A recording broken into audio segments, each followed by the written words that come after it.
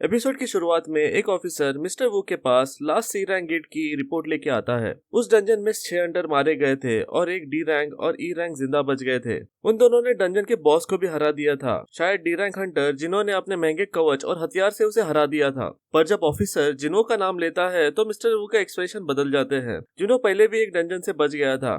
मरने वालों की लिस्ट में डोंगसो का नाम होने से मिस्टर वो थोड़े परेशान हो जाते हैं। जिनू जिना के लिए फ्राइड चिकन लेके घर पे लौटता है। जिना ये देखकर बहुत खुश हो जाती है। वो उसे उसके लास्ट रेड के बारे में पूछने लगती है, पर जिनू रेड में हुए हादसे को सोचकर उसमें खो जाता है। जिनू ने अपना लेवल अप करने से वो बच गया था, उसे खुद को और बेहतर बनाना होगा। तभी एक स्क्रीन पॉपअप होती है, हार्मफुल सब्सटेंस डिटेक्टेड। सिस्टम ने भाप लिया था कि वो अल्कोहल पी रहा है। सिस्टम ने एक ही झटके में उसका इफेक्ट खत्म कर दिया। जिनू को एहसास होता है कि इसी एबिलिटी की वजह से उसे अपने खोए अंग वापस मिले हैं, जो उसे अल्कोहल के इफेक्ट से दूर रख रहे थे। जिनू सो रहा होता है, तब जिना आके उसे उठाती है। जिनू उसे कॉल कर रहा था, उसे जिनू से मिलना था। सीन चेंज होता है और जिनू और जिना को एक कैफे में दिखाया जाता है। जिनू डंजन में उसे बचाने के लिए जिनो का शुक्रिया अदा करता है और उसके साथ एक स्ट्राइक टीम बनाने का सजेशन देता है। जिनो एक लाइसेंस कमांडर बनना चाहता था, पर एक कमांडर बनने के लिए 20 रेड का अनुभव होना जरूरी है। यूजिन कंस्ट्रक्शन का जिनो दूसरा वारिस है। यूजिन कंस्ट्रक्शन एक गिल्ड बनाना चाहती है। वो चाहती है कि हंटर्स उसके लिए जाके तहखाने जीते। जिनो के डैड एक एस रैंक हंटर को कमांडर बनाना चाहते हैं,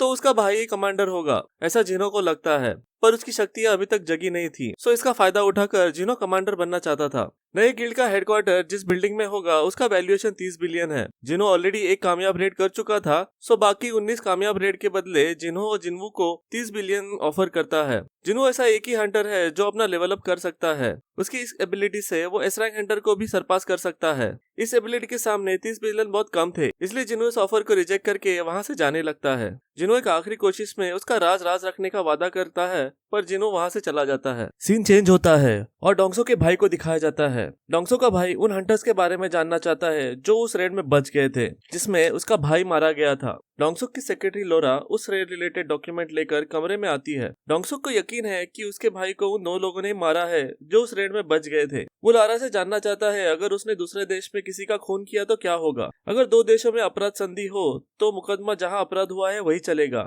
नहीं तो अपराधी को वापस अपने देश में लाया जाएगा जहाँ उस पे मुकदमा चलेगा। डोंगसुक उसे आगे कोई शेड्यूल ना फिक्स करने के लिए कहता है। सीन पार्क पे शिफ्ट होता है, जहाँ जिना पहली बार जिन्वो के साथ एक्सरसाइज के लिए पार्क में आई है। 30 बिलियन हो तो जिना क्या करेगी, ये जिन्नू से जानना चाहता है। वो पहले माँ का इलाज, फिर अपनी कॉलेज की फीस और बचे हुए पैसों को सेव करेगी, ये कहती है। ये सुनकर जिन्नू आगे भागने लगता है। उसका डेली गोल कंप्लीट होता है, पर तभी उसे उसके डेली गोल में इंक्रीज नोटिस होता है। तभी जिना भी वहां पहुंच जाती है। उसका डेली गोल इंक्रीज होने की वजह से वो वापस भागने लगता है, पर अचानक जिनू का गोल दुगना हो जाता है। वो डेली मिशन सीक्रेट मिशन में बदल जाता है। डेली गोल कंप्लीशन का नोटिफिकेशन आता है और उसे इस बार 2 लूट बॉक्स मिले थे। पहले वो ब्लेस रैंडम लूट बॉक्स ओपन करता है, उसमें से एक डंजन की चाबी निकलती है। वो डीमन कैसल की थी। उस डंजन का लेवल एस देखकर जिनू चौंक जाता है। तभी एक और नोटिफिकेशन दिखती है कि डीमन कैसल में एलिक्सर ऑफ लाइफ बनाने के इंग्रेडिएंट मिलेंगे, जिससे कोई भी इलनेस ठीक हो सकती है। जिनू अपनी माँ की बीमारी ठीक करने के लिए किसी भी हालत में एलिक्सर ऑफ लाइफ पाने का डिसाइड करता है। जिनू वो चाबी लेकर उस जगह पहुंचता है जहाँ वो तहखाना खोल सकता है।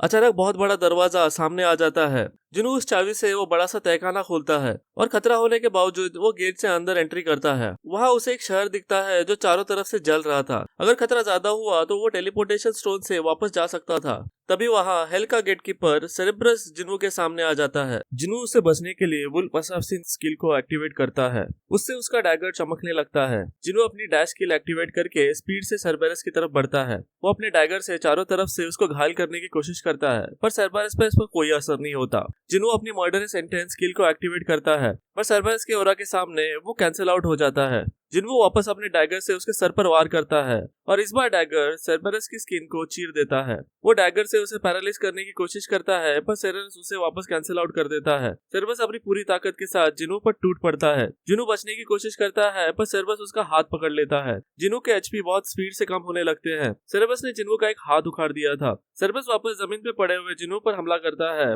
पर इस बार जिनू उसे डॉज कर देता है। तभी नोटिफिकेशन आती है कि सेरेब्रस ने रेस स्किल का इस्तेमाल किया है और इससे उसकी सारी एबिलिटी 100 गुना बढ़ गई है। सेरेब्रस की स्पीड बहुत ज्यादा बढ़ जाती है। जिनू उसे देख भी नहीं पाता।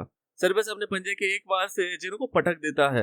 जिनो के एचपी आधे से ज्यादा कम हो जाते हैं। जिनो के पास और कोई ऑप्शन नहीं बचता। वो टोटल रिकवरी एक्टिवेट करके पूरी तरह ठीक हो जाता है और सेरेबस पे डैगर से वार करने लगता है। जिनको लगा कि अब सेरेबस कंट्रोल में आ जाएगा, पर सेरेबस वापस जिनो पर हमला कर देता है। उन दोनों में घमासान लड़ाई शुरू हो जाती है। जिनो बहुत ज्यादा इंजर्ड हो जाता है। उसके एचपी और तेजी से कम होने लगते हैं। सेरेबस उसे मारने वाला होता है, तभी जिनो पैर से मिट्टी उड़ा के वहां से भाग जाता है। तभी जिनो को टेलीपोर्टेशन स्टोन की याद आती है। वो उसका इस्तेमाल करने की कोशिश करता है, पर सेरेबस उस पर हमला कर देता है और टेलीपोर्टेशन स्टोन दूर जाके गिरता है। जिनो उस वार से बच जाता है, पर उसके एचपी और कम हो जाते हैं। वो स्टोर में चेक करता है कि कुछ मिल जाए जिससे वो सेरेबस को हरा सके। वह उसे हीलिंग पोशन मिलता है, जिससे उसके एचपी थोड़े रिकवर होते हैं।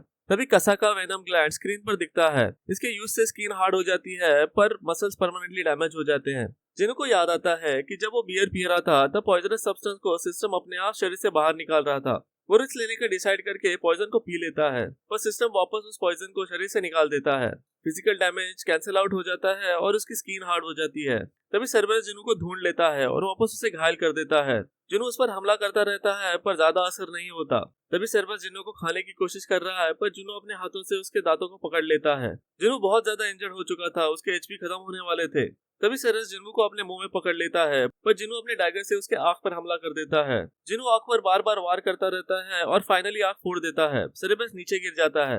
सेरेबस मर चुका था, पर जिनो का बहुत खून बह गया था। तभी नोटिफिकेशन आती है कि तुमने सेरेबस को हरा दिया है और तुम्हारा लेवल अप हो गया है। जिनो को सारे घाव अपने आप भर जाते हैं। तभी एक आइटम पॉपअप होता है, जिसमें डीमन कैसल की डोर की थी, पर वो गेटकीपर को मारने से ही मिल सकती थी। तभी उसे एक फॉर्मूला मिलता है एलिक्सर ऑफ लाइफ बनाने का। उसे बनाने के लिए 3 आइटम चाहिए थे, जो डीमन कैसल में मिलेंगे। जिनो अगर उस लेवल पे डीमन कैसल में जाएगा तो वो मारा जाएगा। सो वो वापस आने का डिसाइड करता है और एपिसोड यही अंत होता है।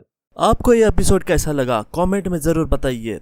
वीडियो अच्छा लगा हो तो लाइक और शेयर कीजिए, और अगर चैनल पे नए हैं तो सब्सक्राइब ज़रूर कीजिए।